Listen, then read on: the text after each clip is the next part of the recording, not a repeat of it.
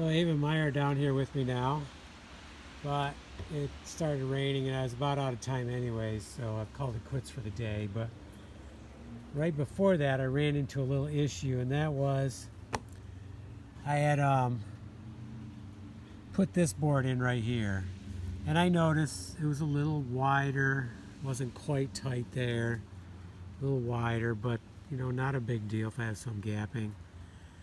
But then I cut that board over there. I was going to put it right here, but the thing was it was like 3/4 of an inch off here. So I did some measuring, and you have to keep this in mind when you're using rough cut lumber. It's not going to be exactly consistent.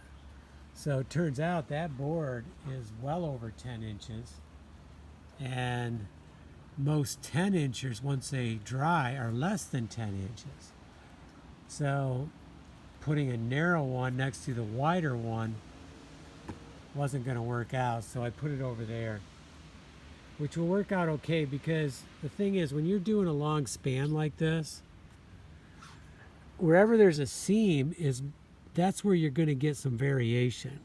It's going to show up, so you end up getting longer in the center, because the ends you can push tight, but the thing is, you probably shouldn't. You should leave gaps. If it looks like it needs to gap, let it gap, because if you get down to the end and you're not the same here, that's not good. You want it pretty consistent. So by putting the wider one down there, that'll get me down further, because I know that's probably short there. And after these rows, maybe one more row, then I'm gonna have to start measuring and try to get it to come out pretty consistent. Maybe run some, a little wider boards on the ends, narrower boards in the center, or just gap the ends a little bit. So depending on what I have, I want to come out pretty even on the end. So I'll start measuring. Now you could run a chalk line, but it's kind of hard to do when you're looking at this distance and you're working alone. It is doable, and maybe I will need to do that. Depends on how it's looking. Although I'm not real super concerned if there's an inch variation in overhang throughout the distance here. I'll make sure there's plenty so it doesn't show up as much. Okay, so the bottom line is rough cut lumber, it's going to vary in width. So you might run into issues where you have to use a different board.